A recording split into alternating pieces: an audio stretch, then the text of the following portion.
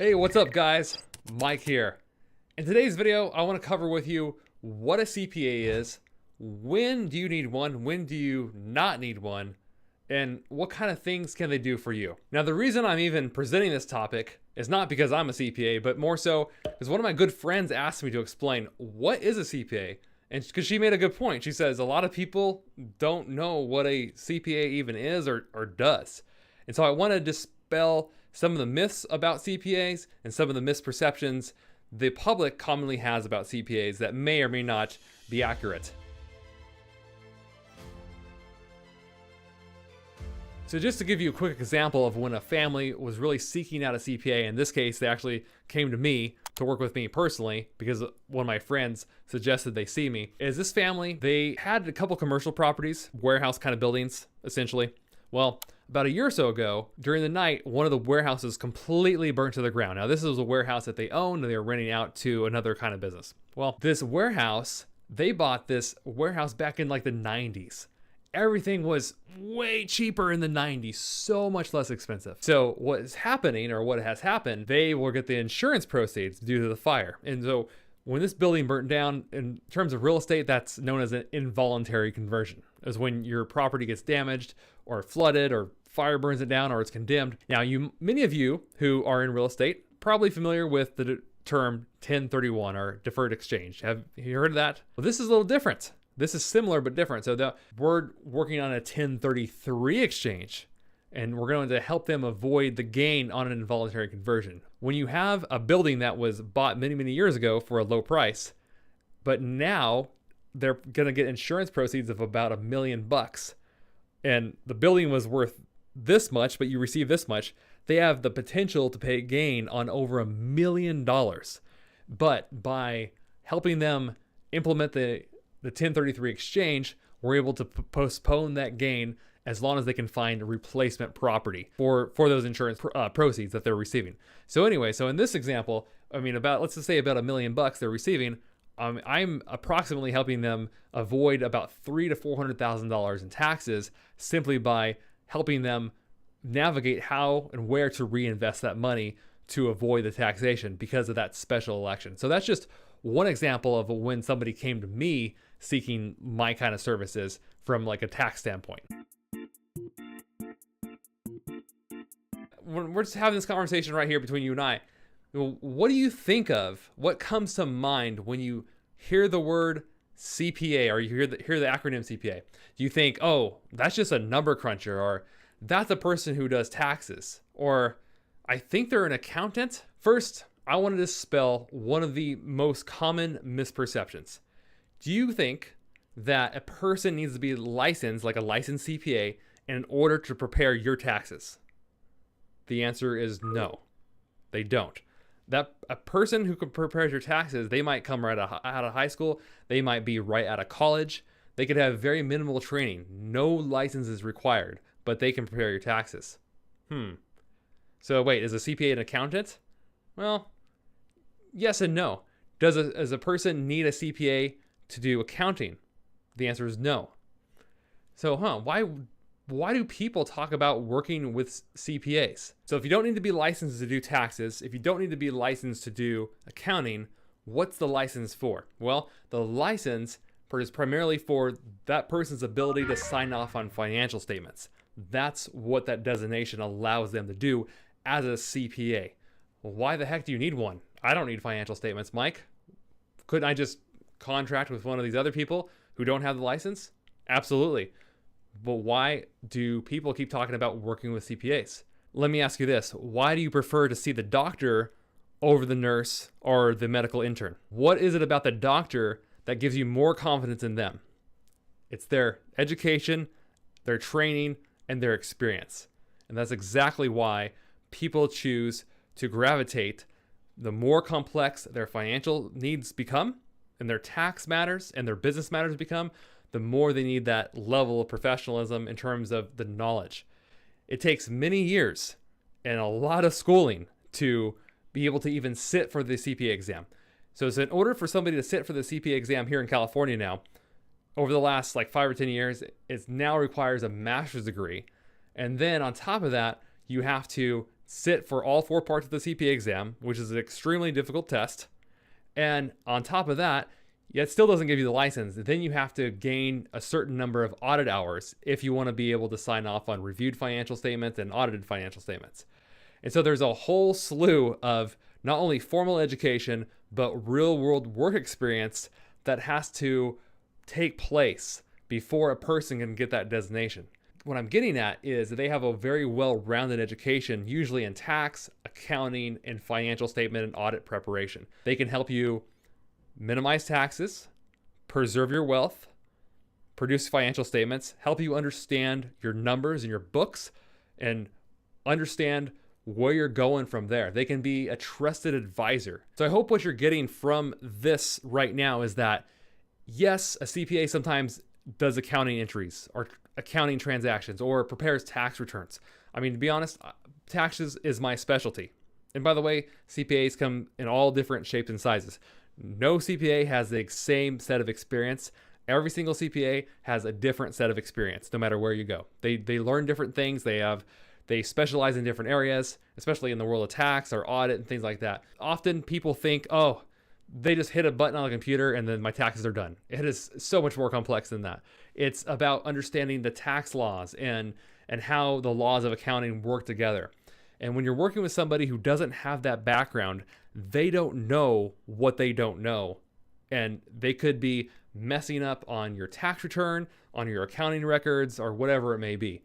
But are you starting to understand that it's not so much about what they do, but more so about how a CPA will interact with their clients to help them as a trusted advisor, not just somebody who punches numbers or who does data entry. So it's more so the differences between knowing how to enter the transactions to learning and having the skill set to actually know how to advise and consult based on the previous knowledge. It's understanding the bigger picture and how things work together.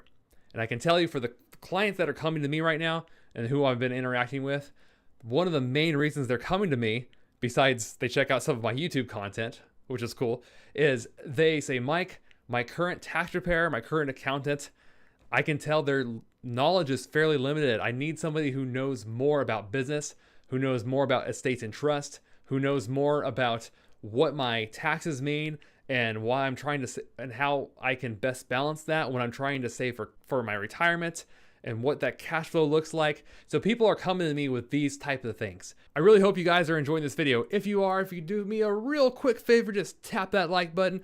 It's gonna help out my channel and spread the reach of this video. Thank you so much. So the question now becomes, is when do you actually need a CPA? Let's start there. I would say, now this is just my professional opinion, if you're somebody whose tax return looks the same every year, you're not trying to expand your wealth by investing in real estate, by owning a business, or you don't have any like really complex tax needs or investments, and all you primarily have is a W-2 and a couple of 1099s, then I would say that person probably doesn't need a CPA. I would say, but a person who's trying to grow their wealth and their activity within business and things of that nature, that's when you start to enter the realm of like, oh, maybe they should have a CPA. So here's just some examples I just wanted to list out here real quick. So if you're planning to start a business or currently have a business, you probably could benefit from a CPA. If you're planning to invest in real estate or already own rental properties, if you're investing in cryptocurrency or other really complex investments, if you have estate related issues, or you're trying to plan your legacy for your heirs, if you have assets you want to pass on, how do you protect them and what's the best way to pass on that inheritance? Yeah, I would work with a CPA and an attorney in that case, especially an estate planning attorney. If you're receiving a lot of IRS notices, if you are finding that there's a lot of errors on your return and you need help, if you're not sure, if you're getting into business or you're already in business, but you're not quite sure if the entity structure you're in is right, then yeah, it's probably time for you to consult with a CPA. So those are just some reasons. But I always tell people, if you're making any sort of large financial move in your life, if you're buying a home, if you're selling a property, and I'm not talking about a couple stocks, I mean, if you're selling, tens of thousands or hundreds of thousands of dollars worth of assets, whatever it may be, or getting yourself in business. Yeah, those are all reasons to really get in touch or start building a relationship now, even if you don't need one right now. Build a relationship with a CPA so that you have one when the time comes, when you actually might need them. Those are some reasons when I think the average person should start to gravitate to a CPA.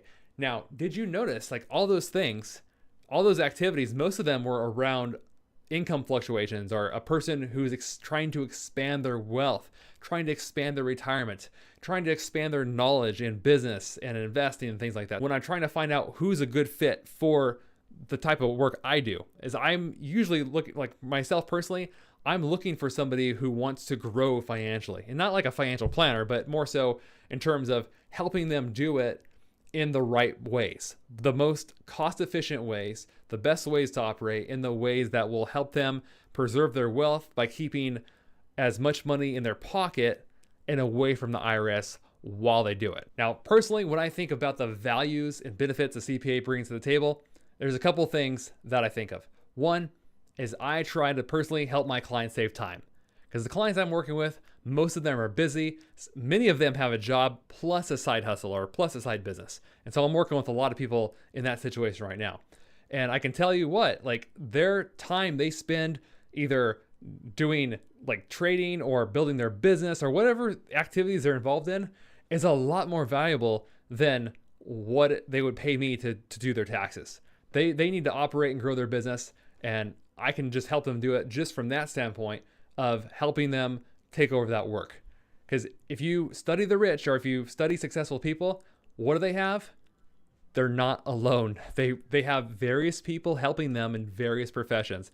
They might have a maid, they have a person doing their gardening, they have a lawyer, they have a CPA, they have a doctor, they have all these different people helping them, because that's what really elevates them to the next level. The second value I think CPAs bring is peace of mind. How hard is it to constantly keep up with all the new laws? Even for somebody like me who does this 24/7, it's still hard. There's so many new laws. I personally cannot cover it all. No one person can cover it all. So when you do work with one, make sure you're working with somebody who specializes in the industry you're in, because that's, I think, going to bring you a lot of value. The third thing is wealth preservation. CPA can, especially if they're tax focused, they can help you preserve your wealth by mitigating your taxes over the course of your lifetime. And not only that, they can be a trusted advisor to help you work through some of the more complex decisions, so you're not making them alone. I mean, that's worth its weight in gold. Most people that I talk to them that means so much, to know that they don't have to figure this all out by themselves.